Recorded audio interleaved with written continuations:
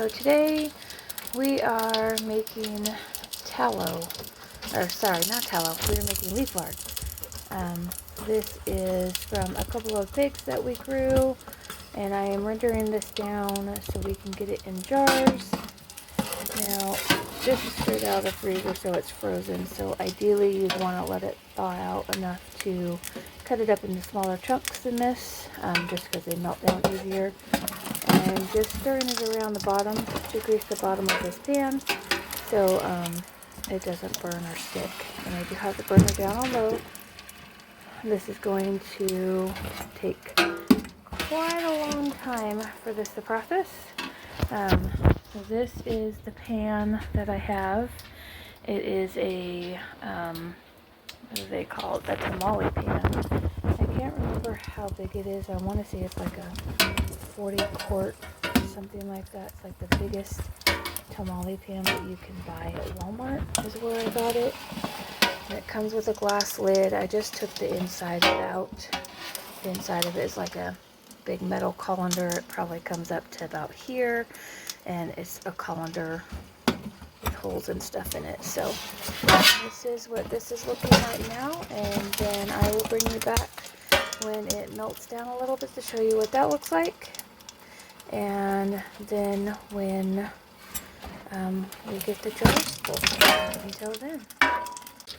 Alright, so we are back with a little bit. As you can see that it has melted down a little bit and it has gotten softer, so I can kind of break some pieces off. Just what I'm going to do to help it kind of melt down a lot faster. Well, not a lot faster, a little faster. Doesn't want to come off. Alright, so I've just been coming in here and stirring it like this. There's a big hunk right here that I can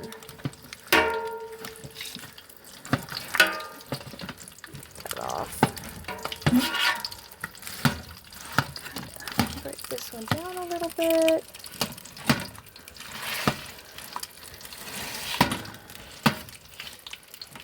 Now the red stuff, that is just part of blood and meat and just stuff that comes off. It will cook off, and then I'm going to strain it. And this will just be pure tallow. And this tallow is probably going to be used to make soap. Look, that big old hunk just came off, so it's hopeful. Anyways, this will probably be used to make soap, and then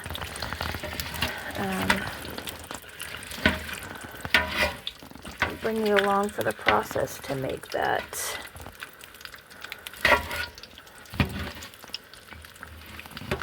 Let me get some of this. Okay. And leave it like that. Give another good stir. This big old honking chunk right here is going to take, whoops, not lose my spoon in it. This one's going to take the longest.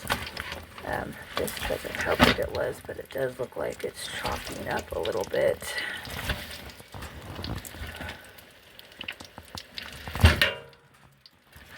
Like I said, it's a lot better if you could thaw it out just enough to get a knife through it to cut it up into little pieces, and then it melts down a little faster, but I didn't have time to do that, so this is what I did. I do have about 2 or 3 more packs of leaf lard that I have to render down, and then a big old pack of tallow. But I'll try to set those out to cut those down so it goes by faster. Anyways, got it a little bit of chopped up. Give it another stir. And we're going to go ahead and put the lid back on it. Set our spoon down, and we'll come back when it's a little further along. Alright guys, so we are back. You can see it has melted down quite a bit more, and the little thing of fat that I had, the little bundle, I guess, of fat that I had broke down, broke apart, so I could get it chopped up into littler pieces. And this big one over here is breaking down a little bit more. Just been going through this piece. I'm trying to get that piece disconnected, but it's not cooperating. And I don't really want to put a knife in there to cut it loose, so we're just going to let it go. I have turned this over, this one right here, I turned over. This side was down and got all the broken fat off of it that had come loose. So let's see if I can't get it over. Again, a little hard to do it one-handed. So yeah, this piece just, there was a lot of fat in this chunk, so it's not wanting to break down real easy. But the little piece had broke down, and as you can see, all this, like the blood and the extra skin, well not skin, the extra meat that was on it is starting to crisp up. And see, you got a piece right there. Those will continue to crisp up so I can get them out. This right here, this is like a solid piece of meat. So that'll crisp up and it'll come out at the end. Maybe I can get this big piece off. I think there's just a lot more, I don't know what it's called. I can't think of the word. Tenants, whatever you want to call it. Stuck in this big one that's holding it together. So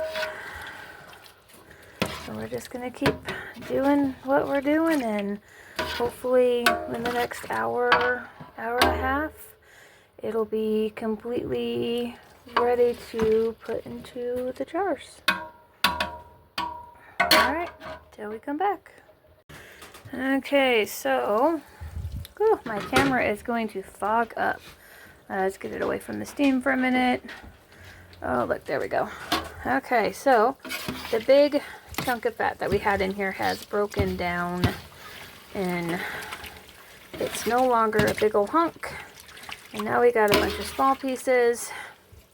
We're getting some, see here, we're getting right there some startings of some cracklings. No, I will not be eating the cracklings. My body cannot handle that.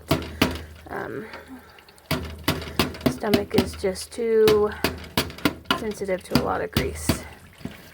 So get this stirred a little bit. You always want to make sure you're coming back in here and giving this a good stir. You don't want it to burn, because there is like meat pieces, like I said earlier, meat pieces, probably, you know, still some blood and stuff that can burn. Like this piece right here can burn if I left it. There's this right here, this one over here, all that can burn if we don't keep an eye on it. That's why you do this on low. Come in here, stir it up, and take your time with this. You don't want to rush this. You also want to make sure all the water is getting boiled out of this, because you don't want water in your final product. It'll screw up the leaf lard and the shelf stability of it. It'll completely screw that up. So it does come down quite a bit. So, but we still got quite a bit to go. Yeah. So probably bring you back when it's almost all the way done. Okay guys, so we are back to check and see if we are getting closer to being done, and we are. So as you can see, ow, I just touched the pot, a little bit warm. So you can see all this is turning into cracklings. It's just going to continue to get crispier. So all of the big chunks are broken down. We're just letting pieces like this, that's all fat on there, letting that melt down a little bit further. And it's just, I'd say probably about another half hour, 45 minutes, and this will be done. You can see how much oil I've rendered out of it. So that, still cooking away, put the lid on it. In the meantime, I've got my jars ready. So I only pulled out like 4 of these jars, and they're kind of cold, so I'm letting them come up to room temperature. I have them tipped upside down on a towel so whatever moisture's in the jar can come out. Like I said, you do not want moisture in your final product because it can ruin it. I have a funnel to help get it in the pot. I have my ladle, and then I have a spider. This is to help get all the cracklings out of the lard when it's all done. And then I have cheesecloth. So what I'm going to do is cut a piece of cheesecloth that fits down in to my funnel, put the funnel over the jar, and then strain the grease through the cheesecloth into the jar. So whatever bits the spider didn't get, the cheesecloth will catch. So I'll bring it back for when I'm doing that process. Okay guys, so we are done enough. This cracklings is getting a little bit too brown for me, and I don't want the tallow to have any kind of burnt to it. So I'm going to use my spider. We're going to take all these cracklings out, let the grease drain out of them. They could probably go for a little bit more because that's fat right there. That's fat. But I'm good with letting it go at this point. I'm just draining the fat off of it. You can see it's still draining. And I have a pan next to the pot here that I'm going to put the cracklings in. I'm not saving the cracklings because, like I said, I do not eat them. This is too much grease in them for my stomach, and they're not done all the way, so there's really no point. You just want to take your time when you're getting them out. You want to drain leftover grease off of here as much as possible. Every last drop of it that you can possibly get.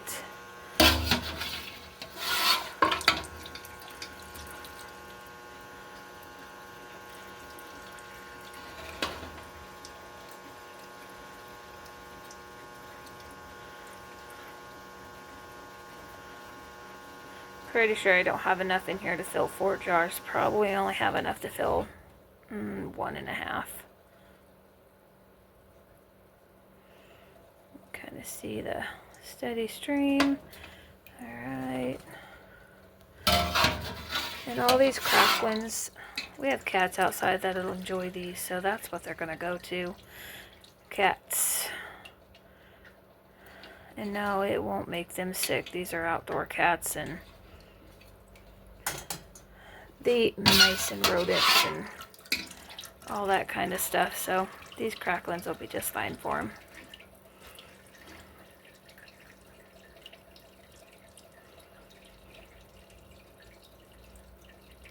And all that stuff in the bottom that I can't get with the spider, that'll be drained out with the cheesecloth that I have.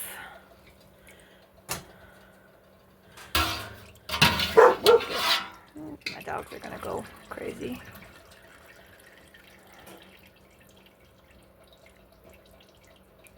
Now with leaf lard, you do not have to can it in a water bath or pressure canner. You just put it in the jars, and after you get it in the jars, you stick the lid and the ring on, tighten it down, and then you let it set overnight until it's completely 100% cool, and the residual heat from the lard in the jars will seal the lid. Now they are shelf stable after that. You can put them on the shelf in a cool spot where they don't get overheated. They do need to stay in a cool spot. Something like you would store the rest of your canned foods in. Or you can put them in the refrigerator. Either or works. Alright, so that's about all I'm going to get with my spider.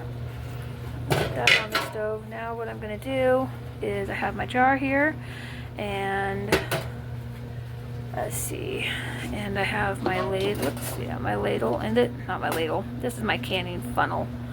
I got cheesecloth underneath of it, and this is I think it's a quart jar half quart something, whatever. It is it's got like 3 cups, 4 cups in it. I think these are quarts. The box right next to me. Yes.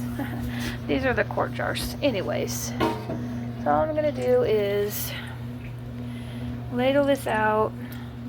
And like I said, anything that I get in the ladle will go onto the cheesecloth. And if you have a bigger ladle, that would be even better.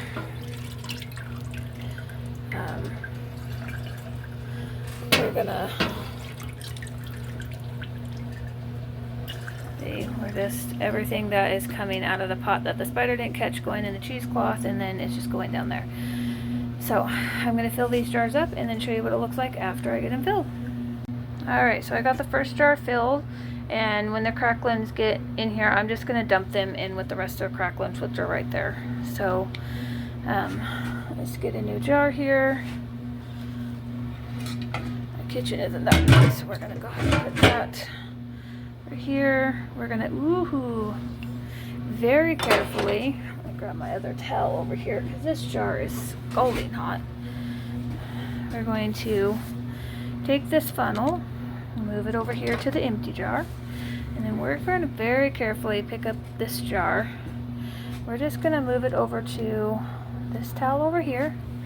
So over here, and then I left about 1 inch of headspace, so you can see the inch of headspace down in there. That's what I left. You don't normally have to do that, but we're just putting the lid on it, and then we're going to put the ring on it, and I'll go back and tighten those down so where they'll stay. And then this is yellow like it's supposed to be. When it's cool off, it'll be bright white. So I'll come back with you and show you what all the jars look like and how many I get once I got it all filled. Alright guys, so it is the next day and my lard has completely cooled, and as you can see it is white and ready to be put on the shelves. The top of it has popped. So these are shelf stable. I can't remember how long you can put them on the shelf, but it's not as long. I don't believe it's as long as you can put an actual canned product, like if I was a pressure can or a water bath. I don't think it can be on the shelf that long. But like I said, this is going to be used for soap, and you need to keep it in a cool place so it doesn't liquefy again and it stays a solid. So if you like videos like this, please like and subscribe so I know to share more, and we will see you soon. Bye.